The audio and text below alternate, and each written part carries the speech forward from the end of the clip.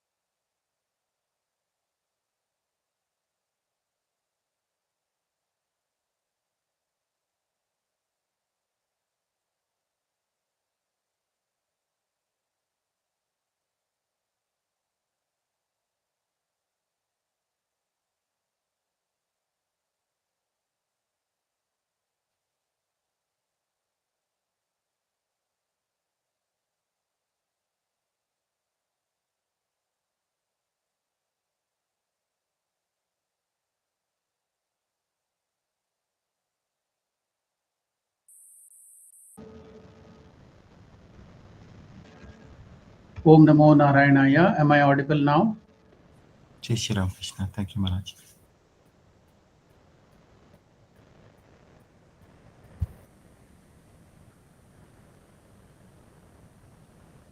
Om Sthapakaya cha dharmasya sarvadharmasvarupine avatara varisthaya Ramakrishnaya te namaha.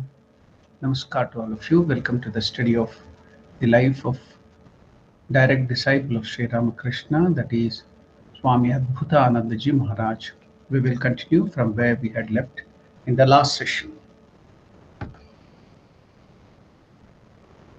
Latu Maharaj's whole life was very extraordinary, as his name suggests. His single-minded approach to God was wonderful in every way. You know, in the Bhagavad Gita, we have the verse Ascharyo Vakta Kushalosya Labdha. Even in the Kathopanishad, that Ascharya, Lord Krishna uses the word, the one who takes up the study of Upanishads or Vedanta or Atmagnana or Brahmagnana or about God. Now, everything is surprising. Ascharya about him, about the teacher, about the knowledge. And when he realizes or when he hears about it, even after hearing for a long time, many people will not understand that wonderful knowledge. So that's why Lord Krishna uses the word Ascharya, wonderful. And so here, Latu Maharaj, though illiterate, though from a very, very ordinary family, he could just by the faith in the words of his Guru, he could get the highest goal of life, not ordinary, infinity. So that's why his life was extraordinary. Is it not Ascharya? Is it not wonderful? His single-minded approach to God was wonderful in every way. And he was unique among the disciples of Sri Ramakrishna. That is why Vivekananda, while he gave the formal monastic vows to Latu Maharaj, he gave him the name Swami Adbhutananda. Now, you can see the term Swami. It has different connotation in Sanskrit. One of the connotation is Swami means master, Lord. So here, who is he Lord of? A sannyasin or a monk. Why is the term Swami given here? He is a Lord of himself, his senses, his mind. He has to master is mind, master is life, master is senses, then once you are the lord of your senses and the master of the Swami of your mind, then automatically you can become the lord of this universe. Vishwaguru, Jagat Guru. So, a person who is in the path to realization, if you have mastered, well and good. If you have not mastered, master it.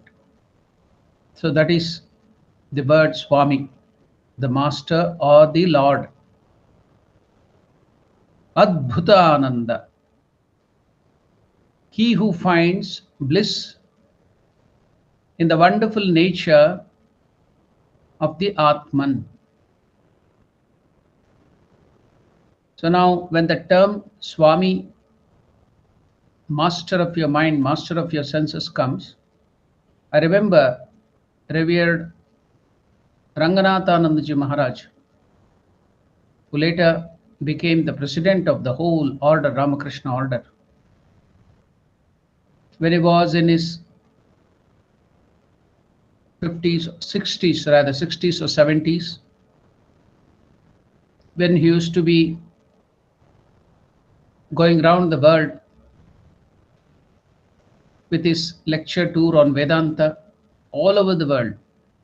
Today he is in New Zealand, another day he is in Australia, another day he is in Japan, another day he is in Europe.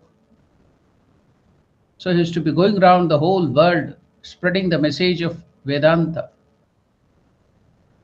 Because of his knowledge, because of his work, one of the universities in USA, I don't know which one, maybe Harvard or some university, wanted to give him a doctorate.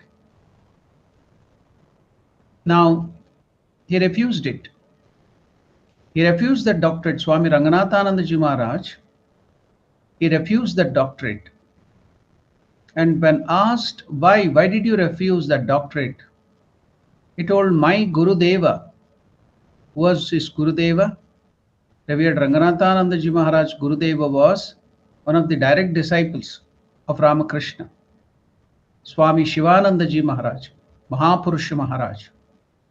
My Gurudeva, Shivanandaji Maharaj, that is Mahapurush Maharaj, has given me this term called Swami. That is the highest title you can get. All these doctorates and any other titles, they are very, very low compared to that highest title called Swami, which has been given by my Guru. So when I have the highest title of Swami, all that is included in that. I don't want any other titles. That was the refusal, reason for the refusal. That is the term here. Swami, Adbhutananda. He who finds bliss in the wonderful nature of the Atman. Adbhuta. Henceforth, we shall call him Latu Maharaj instead of Latu or Adbhutananda, because it is very sweet. Though his name is Adbhutananda, let us continue calling him Latu Maharaj, because he is well known by that name. Now, why this Maharaj? Maharaja means Raja means king. Maharaja means great king or emperor. So that is the Sanskrit word for Maharaja. In North India, this word Maharaja is used as a respectful term in Sanskrit, also in Hindi. In some parts of India, especially Karnataka, they will use it as Maharaya. Raja becomes Raya. So Maharaya. In Maharashtra, in Karnataka, and some other places, they will use it as Maharaya. The same thing, Maharaja. It's a respectful term for seniors, for people who have achieved something. So if you go to North India Hindi speaking belt, they will call any scholar or a high caste Brahmana as Maharaja. Anybody for that sake who is respected, they call them Maharaja. In South Africa, I found the term Maharaj has been given to one priestly class. People of one group, they have the surname Maharaj here. So here, respectfully, in Bengal, in North India, the monks and brahmacharis are called Maharaj. So that is all. That is the allegory. That is the thing about this Maharaj. Why is it used? Just out of respect, nothing more than that. So what are the emperors of? What are the king of the monks? Why do they call them Maharaj? They are the kings of the spiritual kingdom. Which kingdom do they live? Do they rule? Do they have any kingdom to rule? Where are they, the Maharajas or the Rajas? Yes, they are the Rajas or kings of the spiritual kingdom, not the worldly. So now let us concentrate on that word, Swami Adbhutananda Ji Maharaj. So now Latu Maharaj is a term of respect commonly used in addressing a monk. Latu Maharaj stayed at the Varahanagara Mutt, which is called there is Baranagar monastery, for a year and a half with all the other direct disciples. He too practiced hard austerities. In later years, he used to tell many stories about that days in that haunted building, in that dilapidated building with very less rent, where the direct disciples started their first monastery. So about their early days, Latu Maharaj used to tell many stories about it. Let us hear from the sacred lips of Latu Maharaj about those early days in that monastery, in that haunted building, in that dilapidated building. So Latu Maharaj used to tell Shashi. Who is Shashi? You all know that. The name of Shashi Bhushana Chakravarti. Later on he became Swami Ramakrishna. His Guru Bhakti, he used to serve Ramakrishna so much of bhakti. He used to serve him always, even after Ramakrishna gave up his body. He used to serve with the same intensity the relics of Ramakrishna, that urn in which they kept the relics of Ramakrishna. He used to serve that as if Ramakrishna is truly there. So that's why he was given the name, because of his Guru Bhakti. He was given the name Ramakrishnananda because of his intense devotion to his Guru, Ramakrishna Paramahamsa. Swami Vivekananda used to tell that he himself wanted that name, Ramakrishnananda. He wanted to name himself. Vivekananda had the idea that he wanted to get that name Ramakrishnananda. But seeing the intense devotion of Shashi Bhushana Chakravarti, Shashi Maharaj, Vivekananda gave him that name, Ramakrishnananda, who finds joy in his Guru, that is Ramakrishna, who was the avatar, who was the Parabrahma Swarupa, who was the incarnation of Vishnu, who had Mother Kali, the Divine Mother, highest power on this universe, in him. So Ramakrishnananda was the name given to Shashi Bhushana Chakravarti. And I also told you that Shashi Bhushana, Shashi and Sharat, they were cousin brothers. Ramakrishna, the moment they came there to Dakshineshwar and he saw them, he made them read, or he made others to read some portion of the Bible. He told they were the disciples of Jesus Christ, important disciples of Jesus Christ in their last birth.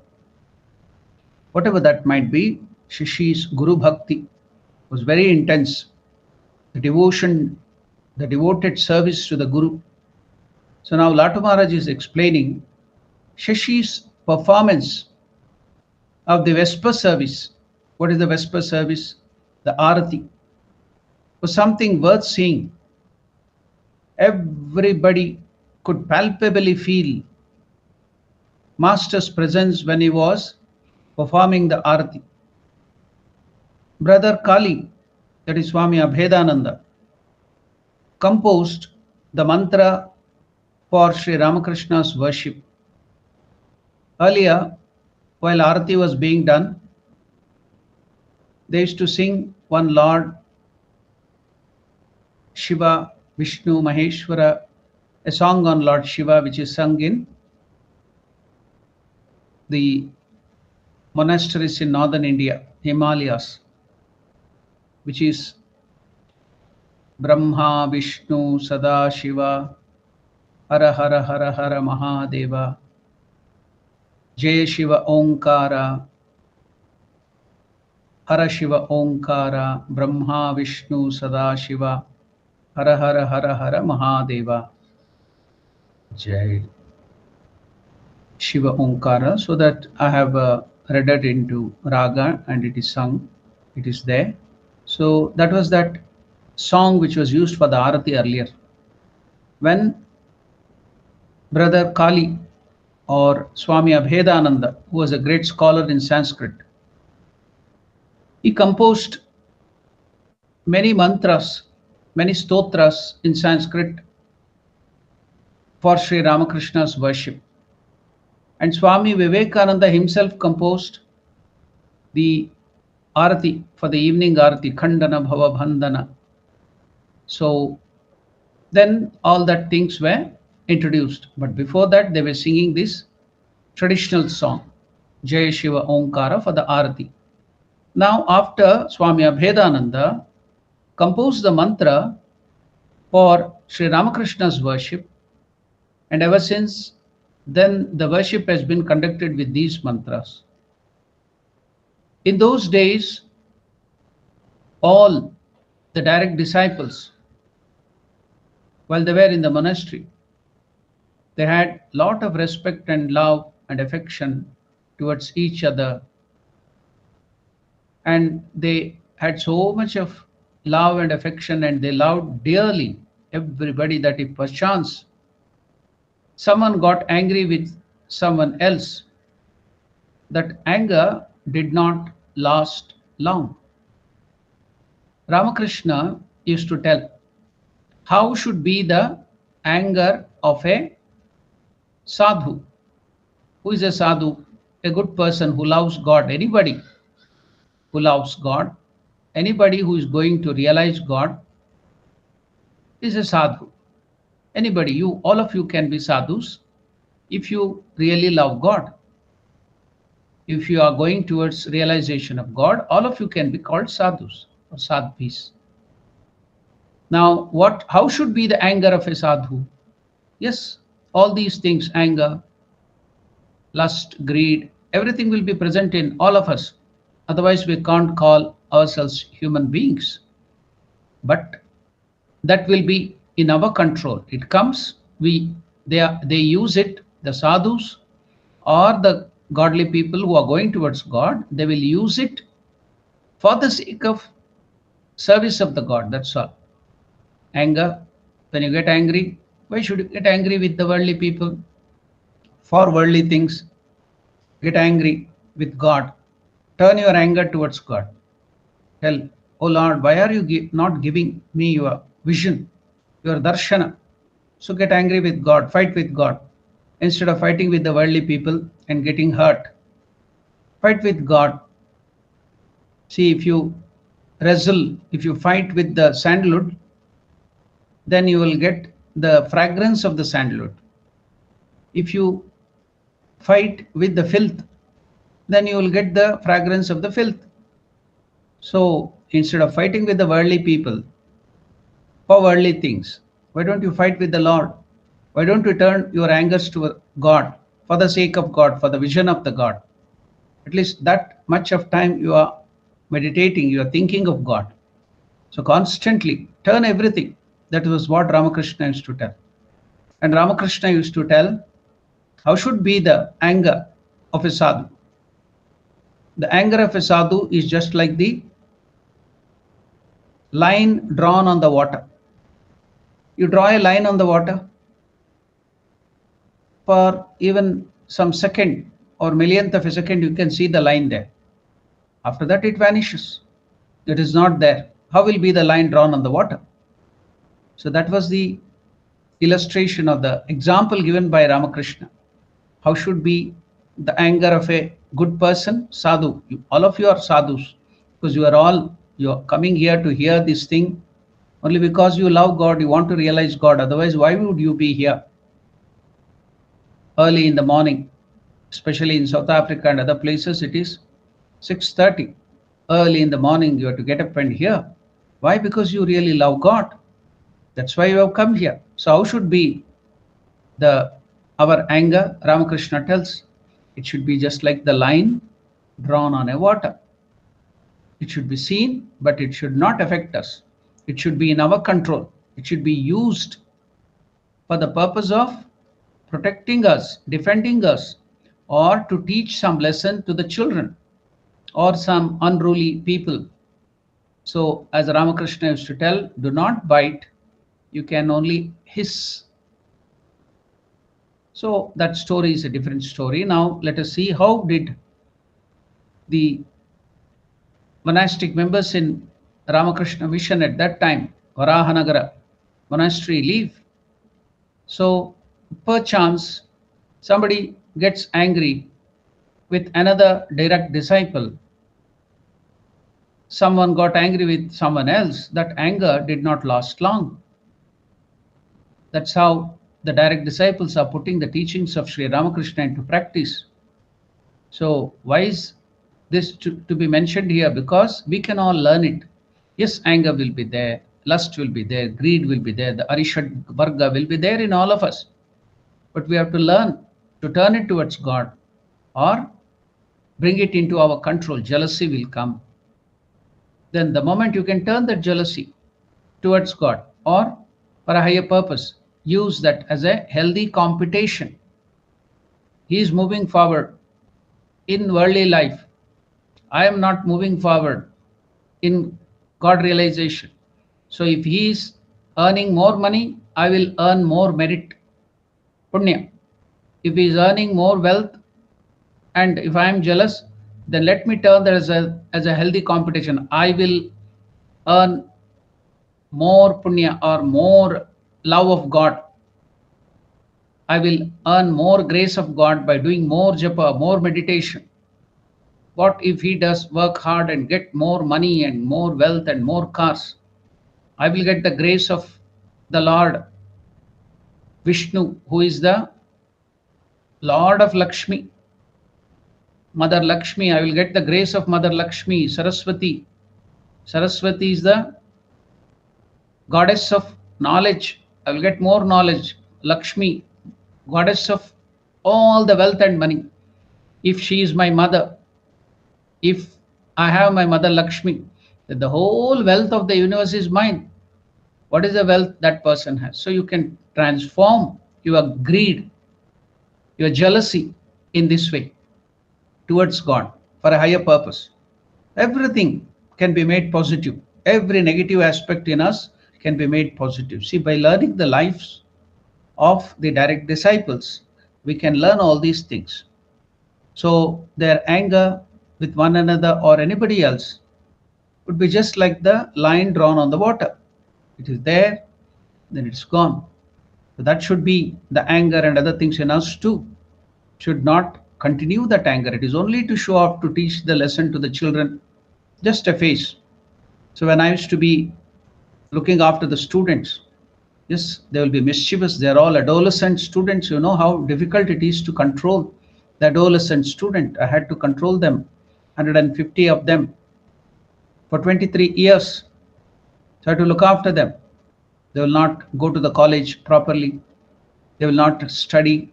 They may go average, they may go wayward. Then we have to control them, take the attendance, scold them. So I used to decide, if I go on getting angry, then that will disturb my health. I may get diabetes, I may get blood pressure, I may get so many diseases because of that worry and anger. So I used to show off anger. I used to tell myself, now you have to show your anger, that's all. But don't get identified with that anger. It should not disturb your system inside. Each time you get angry, so much toxins are released. Each time you get jealous, so much toxins are released in your body. The whole metabolism is disturbed. You get acidity. The hydrochloric acid, concentrated hydrochloric acid is secreted at odd times, not during the food time, when you eat the food to digest it. But any time and every time, when you get angry, when you get disturbed with all these jealousies and other negative qualities, so acid will be released there in the stomach, and it will start, instead of burning the food, it will start burning the inner layer of the stomach, and there will be ulceration, wounds and pain and gastric problem. Why? Because of anger. So many other things. Poison, toxins will be released in your system, in your blood. So that will cause so many diseases. So I used to tell my mind, yes, you should have to get angry, show off to the children now, the adolescent boys. So outer only, you should not get identified. The body should not be inner calmness should be there.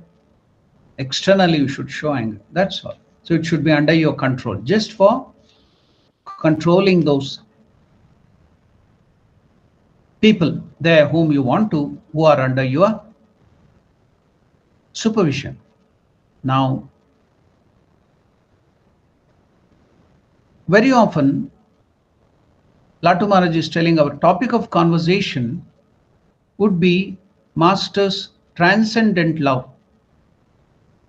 Now, the love of the worldly people is only one-sided. Why does somebody love anybody, whether the wife or the husband or the wife or the children or the parents? Because they want something from them. The moment our mother in the house starts working for us, serving us, cooking for us, then our love towards mother stops. She is no more our mother. You will push her to the old age home. Until she is useful to us, she is helping us, she is serving us, cooking for us, washing our dishes, washing our clothes. Yes, we love our mother. The mother, the moment she is sick or she cannot do that, we'll push her to the old age home. Is that love? It is pure shopkeeping. It is pure business. So you need her because there is some selfishness. With all the other relationship, if the father earns the money and is looking after the house, then only you love him. Otherwise, father is no father. You don't respect him at all. When nothing comes out of him, you don't respect him. So all the worldly love is based on selfishness. But what is the spiritual love, which Ramakrishna used to shower on all the devotees? It was ahaituka. There was no want. It was unconditional. There was no selfishness at all. He didn't want anything from the disciples. Many of them couldn't even provide a cent worth of salt or a pinch of salt to Ramakrishna. He didn't have any selfishness. What was there for him to gain? He had gained the highest in the world. He had finished everything. He had the highest God realization. So at the beck and call, the gods were ready to serve him. Then what did he need from these disciples or anybody? But he was so eager. He used to shed tears. He wanted to distribute all the wealth he has collected to all the disciples and all of us. We are all getting it now. Every one of us are getting it now. Whatever he had gained with the sadhana, with his austerities, he just distributed. Not for anything, for money, for wants or for anything. You just give it unconditional love. So here it's very difficult. You can't understand that unconditional love at all. So now they had experienced all the direct disciples, because that was the one thing that was binding them. That is why they are staying there in the monastery. Why should they stay in the Sangha?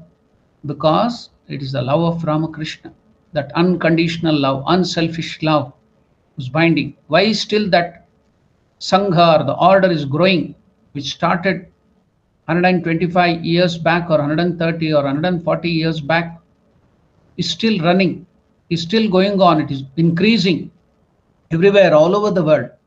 Why? Because the binding love. Suppose you take a chemical, suppose you take glucose, C6H12O6, then the C carbon, H12, the hydrogen, O oxygen, all these things are bound by bonds. There will be bonds. So they, what are they? They are energy, the energy, bonds of energy that breaks. When that bond is broken, that bond is converted into heat energy or some energy which we get when that glucose is broken. So that energy is converted there into all that sugar energy, the glucose energy is converted into our strength. We get that strength and we start working. So what is that energy now? What is that bond? How could all these people get connected? How are we now in the Ramakrishna order, the devotees, the monks, all are living together for one cause, serving humanity, seeing God in them. It is the unconditional love of Sri Ramakrishna, Mother Sharda Devi. It is the unselfish love of Ramakrishna that is binding all of us. So that is the bonding force, the love.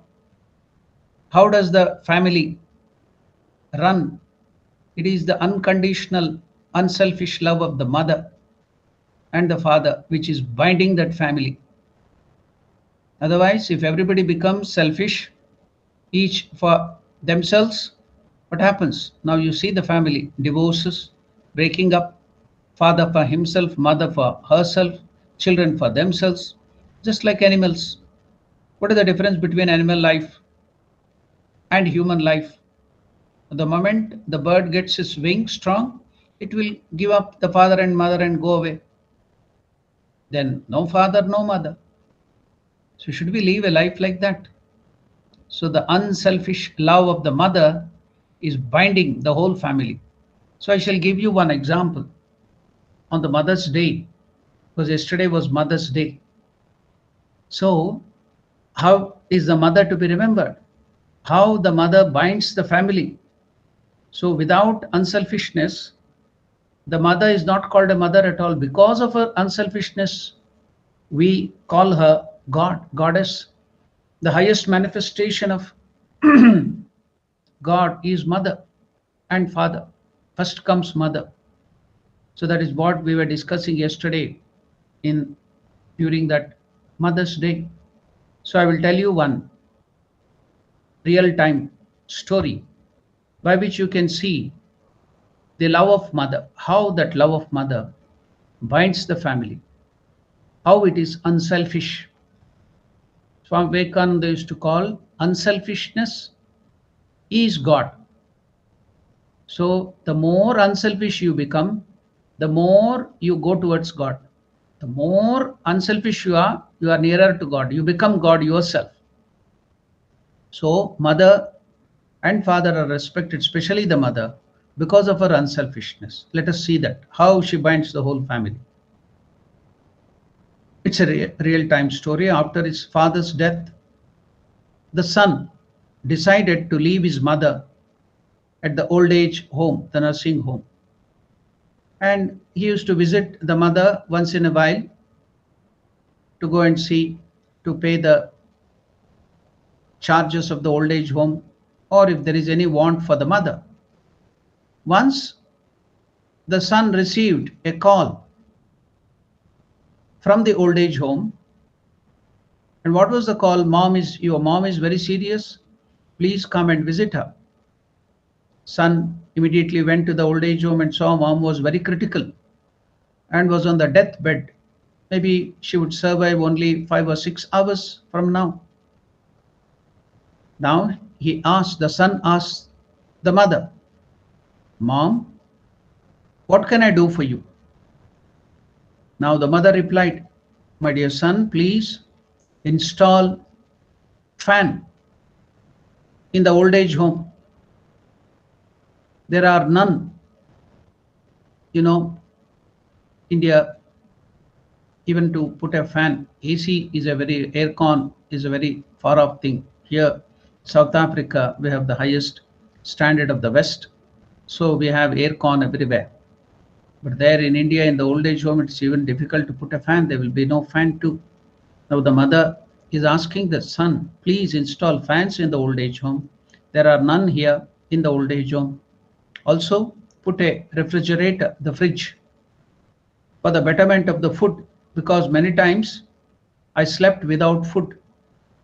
Son was surprised and asked the mother, while you were in the old age home for so many years, you never complained about the hot weather, the fan needing your need for a fan, or the food and the refrigerator. You never complained. Now you have just few hours left in your life. You are at the fag end of your life and you are telling me all this. Why is it, mother? Now the mother replied, it's okay, dear son. I have managed with the heat, with the hunger and pain. But when your children will send you to this old age home, then I'm afraid you too will become old. Naturally, your children also will send you to the old age home, to this old age home or any old age home.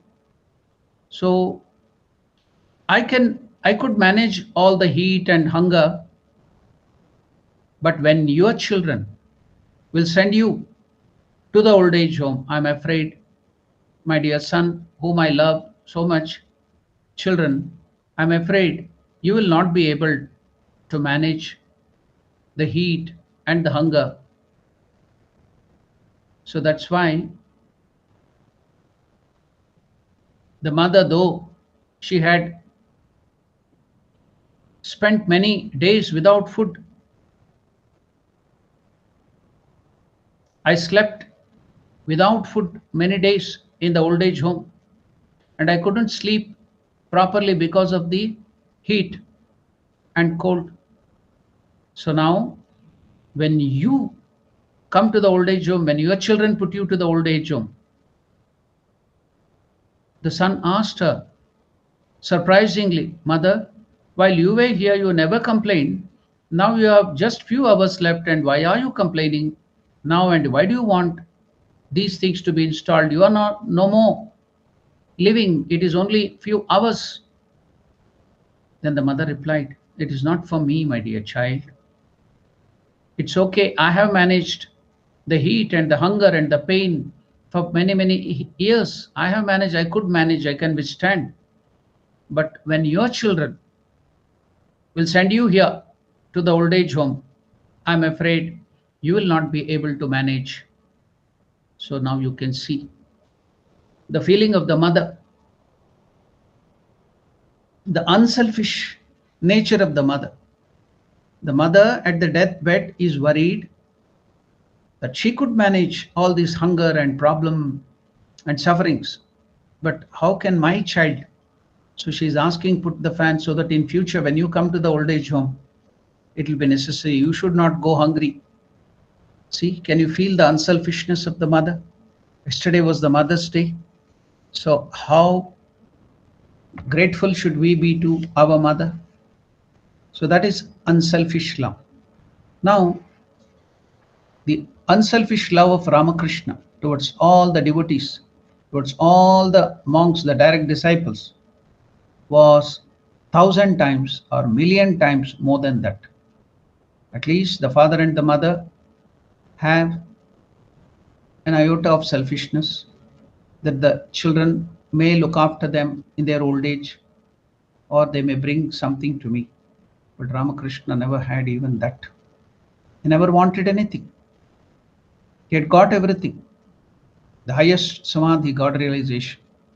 He was just keeping his mind, forcing his mind. His mind was so pure, even the smallest idea would take him to samadhi of God. So he used to forcibly keep some desires, like I will eat jalebi, I will drink that juice or something with some desire. He will keep some desire to pull down the mind. And then come, why? Distribute, to give that wealth of spirituality, happiness, distribute that peace to everybody. That's why in that Abhedanandaji, in that stotra, the meditation of Ramakrishna is written, Vitaritum avatiranam, gnana bhakti prashanti, pranaya galita chittam jiva dukkha asahishnam, dhrata sahaja samadhim chinmayam komalangam vimala paramahamsam Ramakrishnam bhajamaha. Vitaritum avatiranam. He's just come down. Why should he come down? He's come down. That is avatara, coming down from that higher state. Avatiranam is come down. Vitaritum, to distribute gnana, knowledge, bhakti, devotion, prashanti, the intense peace, the highest infinite peace. Pranaya galita chittam, with his mind filled with, soaked with love towards the living beings. Jiva dukkha asahishnam, he cannot bear, he cannot withstand the pain and the suffering of the living beings. So he has come down to help them. So that loving, that unconditional love, that is binding all of them. Ramakrishna's love. And even now the Sangha is bound and it is doing yeoman service to the humanity. How? Why are so many monks? It's very difficult to keep the monks at one place in this way. So what is that binding us? The love of Ramakrishna, unconditional love of Ramakrishna, the unconditional love of Mother Sharda Devi, the unconditional love of Swami Vivekananda. So Adbhutananda is telling, Latu Maharaj is telling, very often our topic of conversation in Baranagar monastery would be Master's transcendental love. It's not the worldly love. It's not the selfish love. So they used to discuss about the transcendental love of Sri Ramakrishna. If one person said he used to love, Ramakrishna used to love me the most, another would at once contradict him and say, no, Ramakrishna loved me the most. Everybody felt that Ramakrishna, whoever came to Ramakrishna, everybody felt that Ramakrishna showed them infinite love for him only. Everybody would feel that Ramakrishna loved him the most. So very often, Latu is telling their topic of conversation would be Sri Ramakrishna's transcendental love. If one person said Ramakrishna used to show so much of affection and love towards me the most, another would contradict him and say, no, Ramakrishna loved me the most. One day during such a discussion, I told them, Latu Maharaj told them, the Master did not leave any property behind, and still your squabbling seems unending. The Lord alone knows whether you would have gone to court if he had left any property. Then there was an outburst of laughter at Latu Maharaj's remark. Then one day, Latu Maharaj noticed that everyone in the monastery were studying very hard. They were studying the scriptures, the Vedas, the Vedantas, the Puranas, the Upanishads, the Bhagavad Gita, the Chandi, Durga Saptashati, Vishnu Sahasranama, so many other things. So they were all studying scriptures. But Latu Maharaj was illiterate. He didn't know reading and writing. So one day, Latu Maharaj asked his brother Sharat, that is Swami Sharadananda, why do you read so many books? All of you have finished your school and college, you have got degrees. And why do you study so hard even now in the monastery? Are you to appear for an examination? To which Swami Sharadananda, that is Sharat, replied, brother, he replied to Latu, brother, without serious study, how are we to understand the subtle matters of religion? Now Latu Maharaj rejoined that the master Ramakrishna has talked so much about these subtle matters, but I have never seen Ramakrishna reading books. I have never seen Ramakrishna reading books. He used to speak so much of subtle matters, the highest spiritual truths. He never read any book. But you are telling, Sharat, that you have to read all these scriptures, religious books, to understand the subtle matters of the religion. But Ramakrishna used to speak so much of subtle truths. We got so much of truth from him, transcendental truths. And I have never seen Ramakrishna reading any book. To which Saras said, Latu, Ramakrishna, his case is completely different. He himself said that the Divine Mother used to provide him with heaps of knowledge. Have we reached that stage? Or can we ever hope to reach it? We have to read in order to acquire such knowledge. Now, it's a must in the monastery for monks, for everybody, for spiritual aspirants to read the scriptures. If we don't read scriptures, then what happens? Our mind comes down. The tendency of our mind is to flow downwards. You know, water. What is the nature of the water or electricity or any current? It flows where there is least resistance. The water flows from the higher concentration to the lower concentration.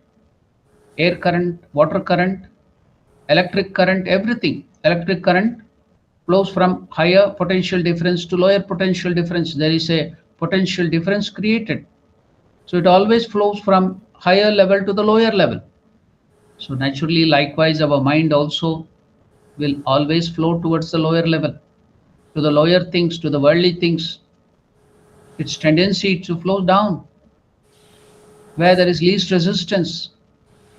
So reading the scriptures, always reading the books like this. See, this is the scripture which we are reading now.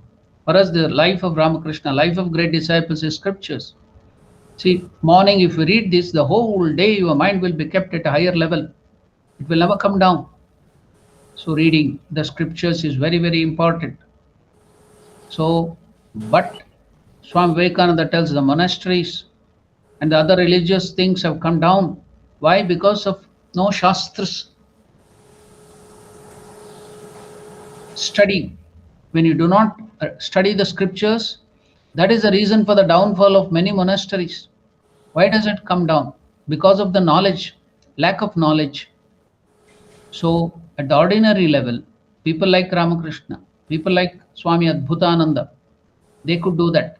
For ordinary people, we have to be regularly reading the scriptures to keep our mind, not for scholarship, not to increase our egos, not to bloat our pride, but keep our mind at a higher level.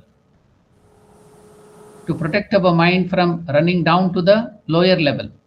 So constantly we should have the reading of the scriptures. So in the monasteries, it is compulsory. Swami Vivekananda used to tell that he used to even conduct classes for about the scriptures, even the last day of his existence.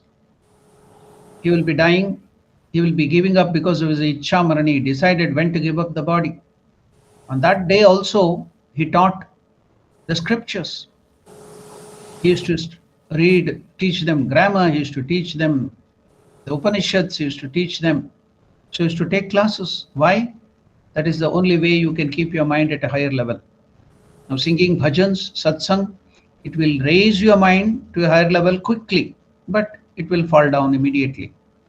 But reading scriptures, the Bhagavad Gita, the Upanishads, the Vedas, the Ramayana, the Mahabharata, and the lives of great souls, which we are doing now, it will sustain our mind at a higher level for a long time. Bhajans, immediately it will rise up and immediately it will fall down. Music, bhajans, satsang, arati, immediately it will rise up, but it will fall down. But what about reading of the scriptures, hearing the knowledge, hearing the life, reading the life? We keep for a long time. So study is very important. If you don't have the habit of studying books, studying, please create it. It's very, very important.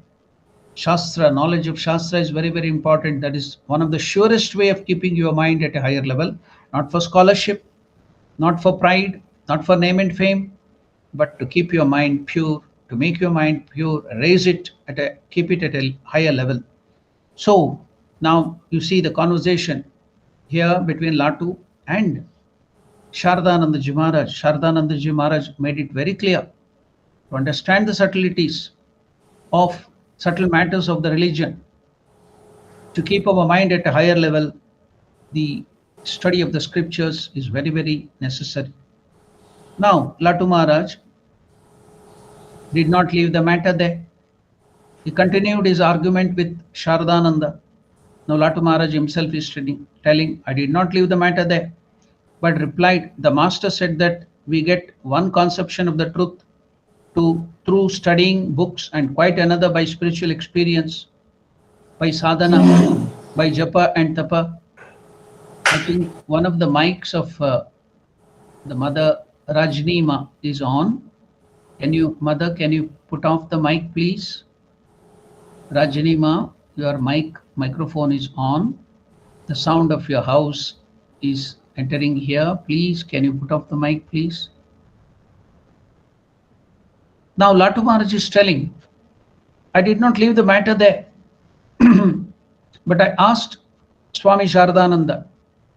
The master said that we get one conception of the truth through studying the scriptures, books, but quite another by spiritual experience. So we have to do the sadhana.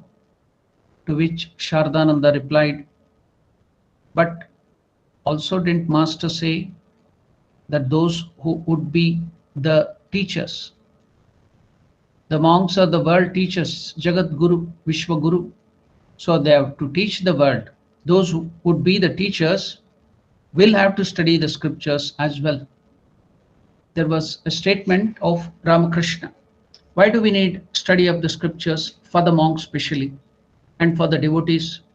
Because if you have the knowledge of the scriptures, then you can argue, you can talk, you can tell about God and other subtle matters to other people. You can convince them. See, for killing my own ego. So Ramakrishna used to give the example. To kill myself, my nails are enough. One small needle is enough. But to kill the other enemy, then you need the arms, the sword and the shield.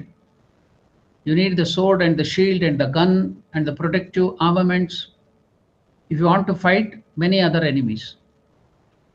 To fight the inner enemy called our ego and other bad qualities inside, small needle or a thorn or our nails are enough to kill myself.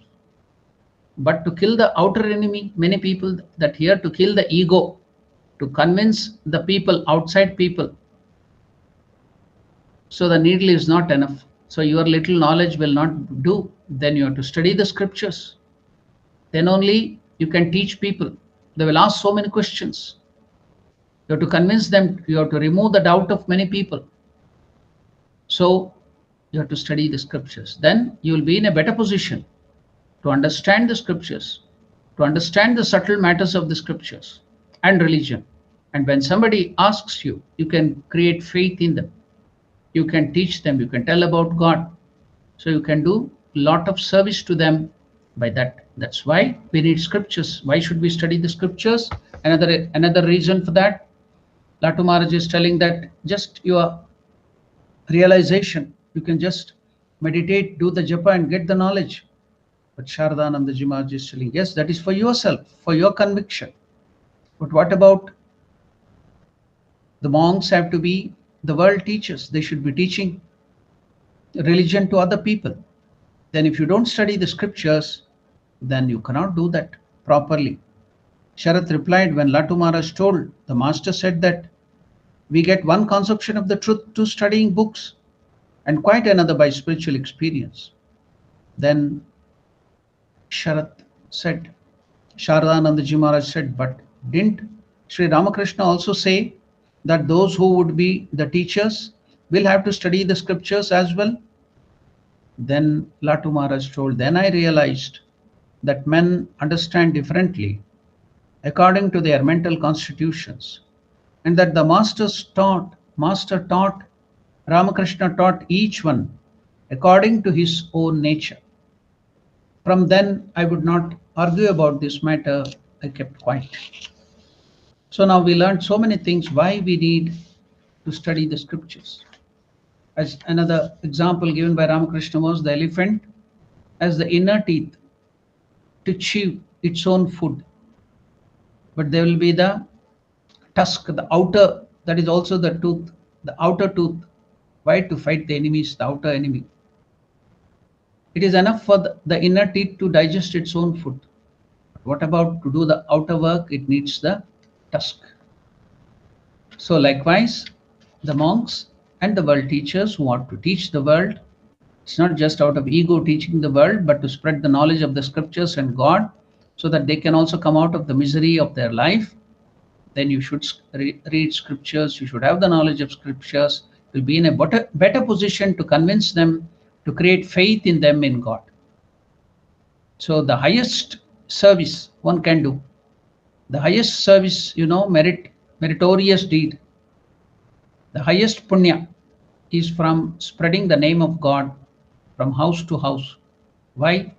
You spread the name of God, spread the knowledge of God to the people, then they can break all their bondages and get peace of mind. Otherwise, they will be suffering. So Swami Vivekananda tells the highest punya, the highest meritorious work, karma yoga, is spreading the name of the Lord, spreading the knowledge of the God, scriptures from door to door. You have to go to door and spread it. That will be the highest punya. Giving spiritual knowledge is the highest punya. Giving food can remove the bondage of hunger, maybe for 3 hours, 4 hours. Again, you will feel hungry. Giving cloth to cover your modesty, your body, so that might remove the bondage of your covering the body for the sake of modesty for maybe 6 months or 1 year. Then if you give the dana, the charity of medicines, remove their sufferings of diseases, cure their diseases by giving medicines and serving them, giving them dietary requirements, nutrition, then you can remove their bondage of disease maybe for 1 year, 2 years. Then what is the other thing? Giving them worldly education, the breadwinning education, the degrees, master degrees, giving them help to study, the fees, the uniforms for their higher studies, help for their higher studies, giving them worldly knowledge, teaching them worldly knowledge, may remove the bondage for the whole life, this life. They can stand on their own feet and they can also help many other people. So that charity can break so many bondage of this life. But what about the spiritual knowledge? Giving the knowledge of God, giving the knowledge of the scriptures, the spiritual knowledge can not only remove the bondages of this life, but also can remove the bondages of lives to come, many, many lives. So even not only here, but hereafter too. In the higher world, after the death, after we go to the next world, everywhere, only spiritual knowledge can save us. Not any other knowledge. Your worldly knowledge should be left here. in this world. Only the spiritual knowledge will hold good, will be still valuable even after we die in other lokas. That is the only thing which can break the bondages and help us anywhere, whichever world, wherever we go after death. So that's why the highest knowledge, highest charity is giving the knowledge of God. So if you can do that, spread the name of Lord, give the knowledge of the scriptures, give the knowledge of the life and teachings of Ramakrishna, the life and teachings of Ramakrishna, Mother Sharda Devi, Vivekananda to the people, then they will get so much of peace. They can break their bonds in this life, in the lives hereafterwards too. So Vivekananda tells, spreading the name of the Lord from house to house, giving the spiritual knowledge is the highest meritorious deed. So should we not study scriptures? Should we not study the life? Should we not be prepared to bring faith and conviction in the other people, to remove their sufferings, to do good to the world? That's why we need scriptural knowledge, study the scriptures. So now,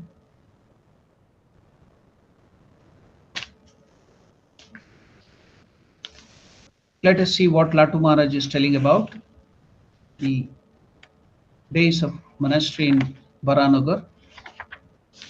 Recalling the days at Baranagar Mutt, Swami Ramakrishna spoke of the intensity of Latu Maharaj's meditation. Now Latu Maharaj cannot study scriptures, he can hear only.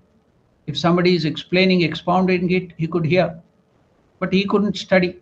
So what would he doing? Swami Ramakrishna is telling, he's speaking of the intensity of Latu's meditation. So he used to always meditation, study his own self. One of the meaning of Swadhyaya. So in the Taittiriya Upanishad and other Upanishad, it is called in our scriptures Swadhyaya. Study of the scriptures is called Swadhyaya. So another meaning for Swadhyaya is studying your own self. That is meditating and understanding your own self, the Atman. The knowledge of the Atman, studying your own Atman. That is also Swadhyaya, at the highest level. So what would Latu Maharaj study? Study his own self, study God. How? Through meditation. So that is also Swadhyaya. So Latu Maharaj could do only the Swadhyaya of meditation, studying his own Atman. So Ramakrishna Nandaji is telling in the monastery, he spoke of the intensity of Latu Maharaj's meditation. We often had to call Latu back to normal consciousness. His mind would be soaring at such a high level, he didn't need any reading of the scriptures. So his mind would be soaring at such a high level. We often had to call back Latu to normal consciousness and virtually force him to take some food. He would be always meditating. Latu would be always meditating in the Baranagar monastery. With great difficulty, we had to bring down his mind and then force him to take food. There were many days, Ramakrishna Nandaji is telling, we used to call Latu again and again from his meditation, but there was no response. So we would place his food in his room and leave. The rest of the day would pass in meditation. When we went to call him for supper, the night food for supper, we would find the known meal still where it has been placed, untouched and stale. Sometimes Latu had a different way of meditating too. And what is that? Latu would be lying down in the same straight posture, like sleep as before, covering himself with blanket, completely covering with a thick cotton chadar. And people would think that he is sleeping in the night, but in reality, he was meditating, even covering himself, sleeping there, he would be in meditation. Latu lying down in the same straight posture as before, completely covered with a thick cotton chadar. We had to resort to many tricks just to force a little food down his throat. Thus, a mystic transcends body consciousness through love and longing for God. So because of longing for God, because of intense love for God, he didn't care for food or worldly requirements at all. So Ramakrishnanandaji is telling how forcefully we had to feed him. Thus a mystic transcends body consciousness through love and longing for God. Once Swami Sharadanandaji Maharaj told Mahendranatha Datta. Who is Mahendranatha Datta? That is not Mahendranath Gupta, the writer of the Gospel of Ramakrishna, recorder of Gospel. This is another devotee, Mahendranatha Datta. Once Swami Sharadanandaji Maharaj told Mahendranatha Datta how Latu Maharaj would pass the night at Baranagar monastery. You see, at night, this rascal Leto doesn't sleep at all. During the first part of the night, he pretends to be asleep, and even he pretends to snore.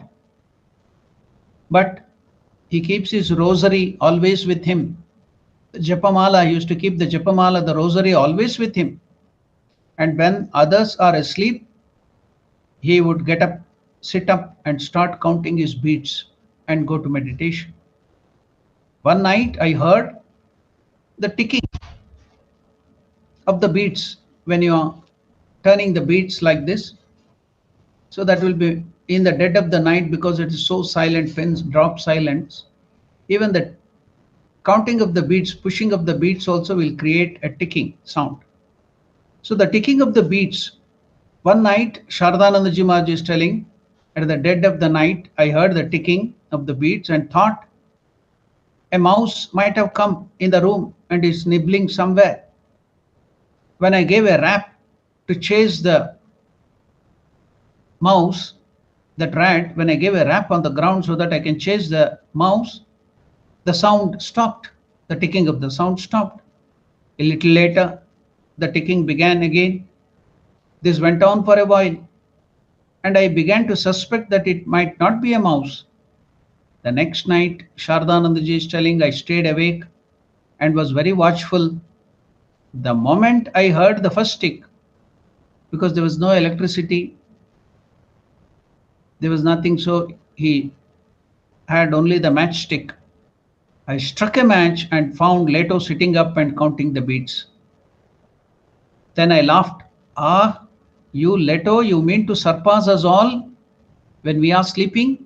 The dead of the night you get up, and because you know that Latu had completely control over the sleep.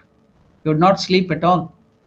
So when all went to sleep, he would act as if, pretend as if he is sleeping and get up and count the beads, do the meditation whole night. So now he caught hold of him that night, Sharadanandaji Maharaj. Then I laughed. Sharadanandaji is telling, then I laughed and told Latu, ah, you mean to surpass us all? While we are sleeping, you are counting your beads and doing your japa? So that was one of the another incidents told by Sharadanandaji Maharaj during the Baranagar monastery days, how Latu Maharaj, though he was not reading the scriptures, reading the books, how he used to spend his time always meditating, doing the japa.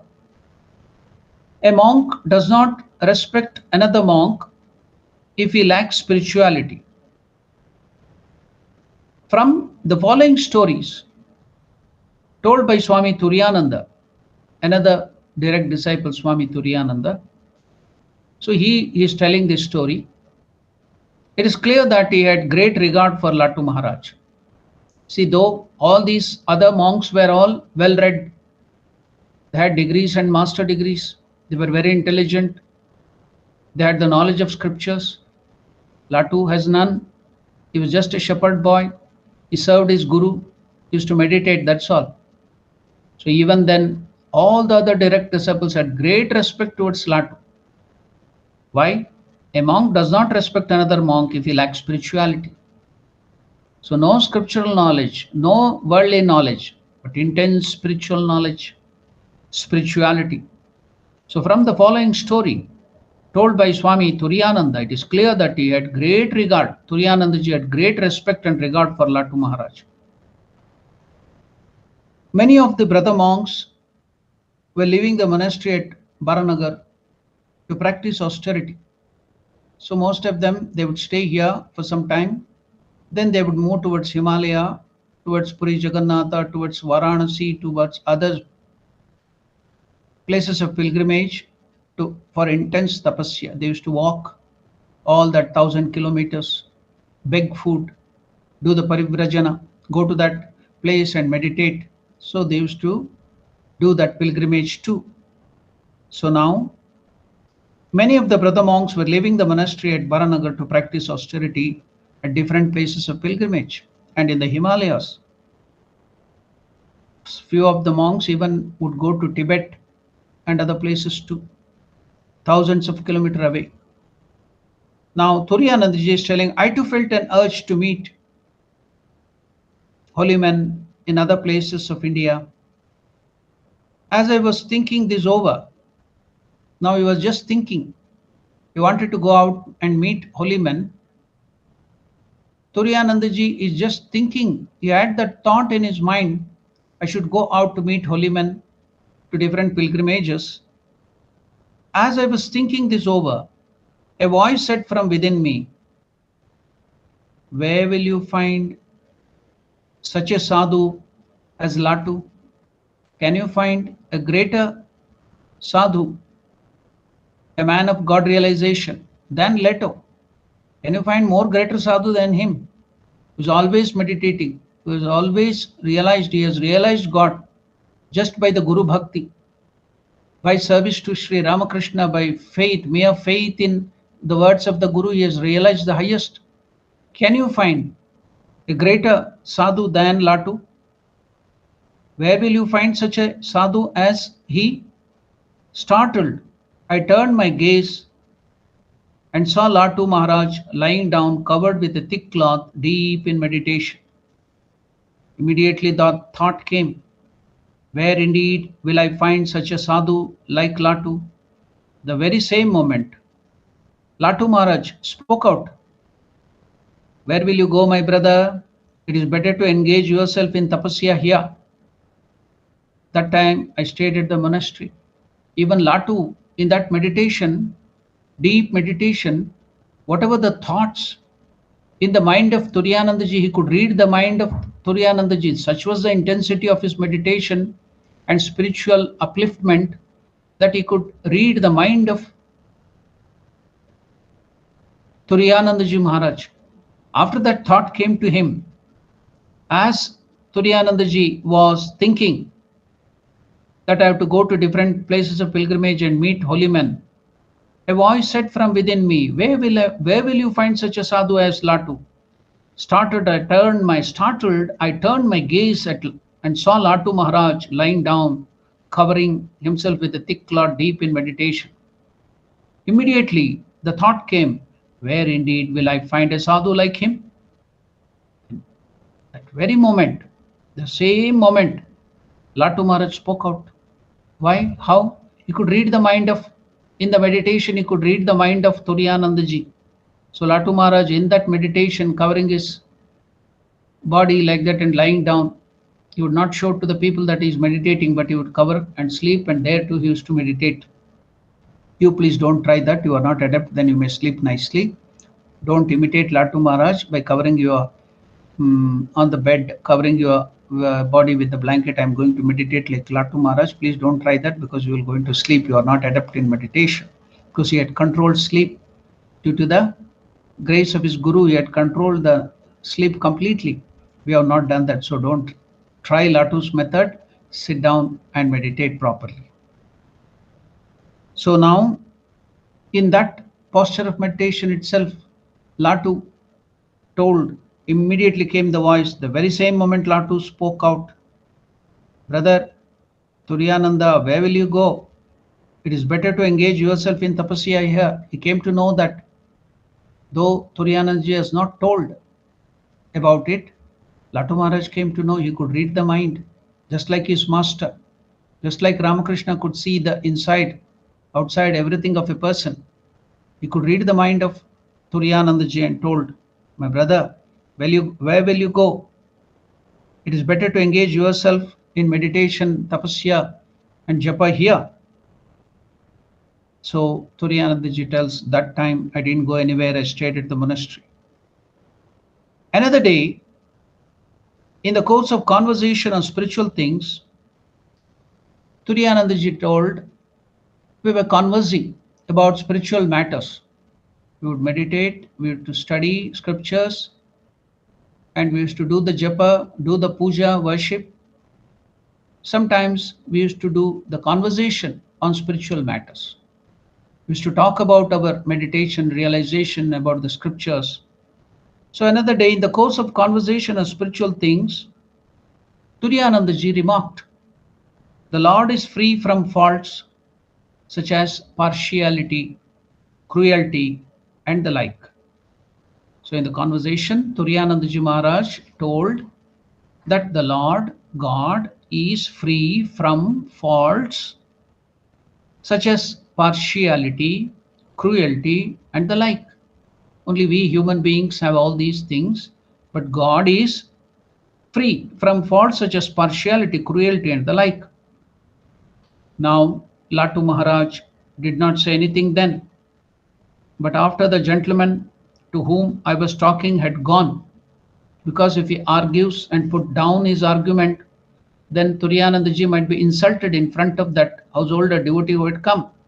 So when that gentleman had gone, Latu Maharaj did not say anything in front of that gentleman to whom I was talking. After he was gone, then personally Latu Maharaj said to me, what a statement you made. To Turiyananda is telling, what a statement you made. You mean that the Lord is like little child and you, like a mother, have to go to his defense. I tried to vindicate myself and said, if he did whatever came to his mind, he would be capricious despot. Is he like the Tsar of Russia? Is he like a monarch, a despot, doing whatever he wants? Is he like the Tsar of Russia? The Lord is kind and benevolent. Latu Maharaj blinked and said, it's very good of you to save your Lord from criticism, but won't you admit that even the despotic Tsars are guided by the Lord himself? Who is sitting in the heart of those despotic Tsars, the kings, the monarchs?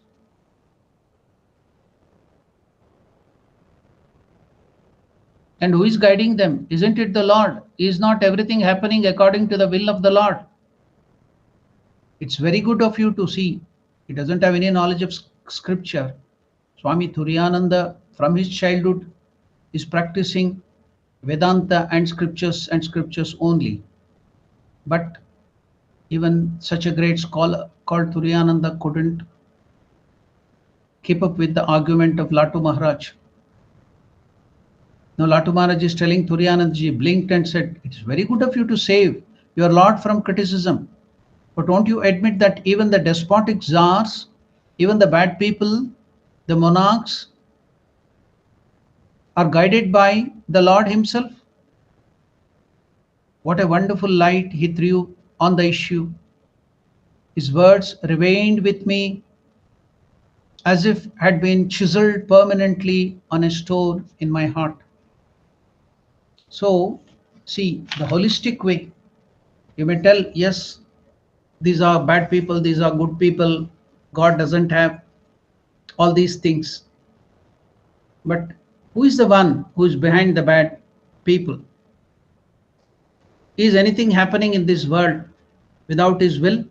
All the good, the bad, and everything what is happening in this world is because of the will of the Lord.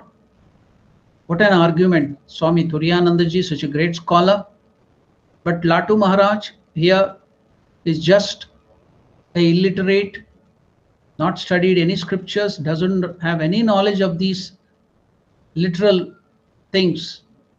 But what a great knowledge he has, depth of the knowledge, studying his own self, realizing his own self. That's why Ramakrishna Paramahamsa himself had retorted, gems of Vedanta, the teachings of Vedanta, will fall from the mouth of Latu. So that is what is happening. All the truth he has realized. Even Swami Vivekananda would be put down in his argument. The great world teacher Swami Vivekananda was also many times cornered in argument. Nobody could corner. Only Ramakrishna could corner him in argument. The great scholars couldn't even come near Swami Vivekananda. Such was the intensity of scholarship and intelligence. But many a times, Latu Maharaj would corner Swami Vivekananda and put down, defeat him in argument.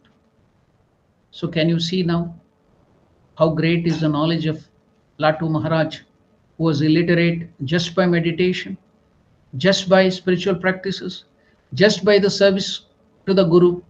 He attained so much of intelligence, so much of high spiritual knowledge. So that is realization, that is sadhana, that is the intensity of this wonderful Latu Maharaj. Now, can you feel the name? Swami Adbhutananda, wonder, who finds joy in the wonder of God. Is this? Do you need more, better miracle than Latu Maharaj? Even the great Vedantin, Turiyanandaji, Swami Vivekananda praised him as, say, I was just a Kshatriya monk, gave you the Rajas, but I will send a Brahmana monk who gives you the highest knowledge of the scriptures to America. Such was the greatness of scholarship of Suryananda. He had lived Vedanta and Vedanta only. And even such a great personality is getting so much of knowledge from Latu Maharaj, who is an illiterate. He is telling that wonderful thought which Latu gave, I chiseled in my heart and preserved that all through my life. So that is Latu Maharaj, that is Adbhutananda. We will study this wonderful life of Adbhutananda. We will meet again on next Thursday. Today is Monday. Thursday we will meet again and continue the study of the life of this wonderful soul called Latu Maharaj. Until then, we'll meditate on that, read it again and again, gain more knowledge. So now if you have any questions, if you have any doubts, you can ask. So there are no questions on the YouTube live chat. Pranam Maharaj. Yes, Madhusudan, please tell. Maharaj, you talked about studying the scriptures in today's course. So just wanted to understand what should be the beginning, how should we, at least, other than our satsang, what should we do? Where we should start, which scripture we should start with? Bhagavad Gita is the best thing, because thousands of years back, maybe 50, 60,000 or even more, Upanishads, the Vedanta, the Vedas, they came, and Lord Krishna had to come take the avatara and give the essence, because later on, because it was all practiced long back, people couldn't understand it. So the Lord came again, took the avatara to give the knowledge of the Upanishads and Vedas through Bhagavad Gita, made simple. That has also become now difficult, because that was given in the Dwapara Yuga 30,000 years back. So Bhagavad Gita is very simple. You can study Bhagavad Gita, you can study Ramayana, you can study Mahabharata, you can study some good Puranas too. So they are all the scriptures which will be very helpful.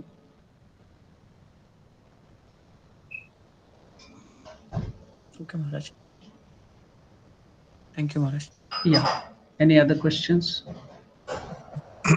Maharaj, you had told once that, and you had spoken earlier in the class about parents and mothers.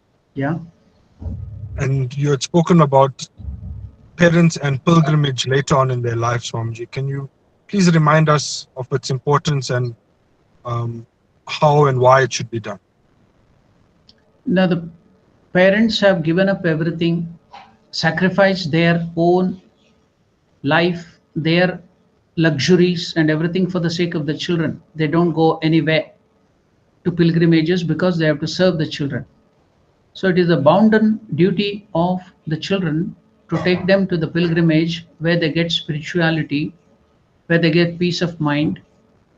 So that is why in our scriptures it is stated that many of the great devotees used to take their father and mother to sites of pilgrimage like Kashi, Vrindavan, Himalayas, and other places, and make them happy, and in the fag end of their life, give them spiritual joy. So that is the highest joy one can give.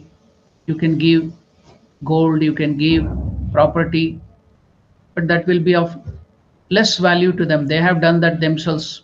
They have earned a lot of money and other things for themselves. But if you can give a higher joy, the highest joy of spirituality through pilgrimages and giving them all this knowledge like this, of spiritual knowledge through the study of the scriptures or hearing of the lectures. So taking them to the temples, taking them to the spiritual side, giving them spiritual knowledge, giving them mantra diksha, getting them mantra diksha from the guru in Belur Math or wherever. So that will be the highest service the children can do to their parents.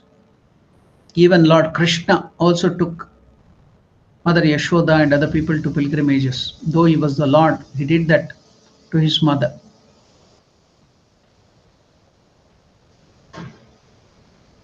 Yeah, any other questions? Any other doubts?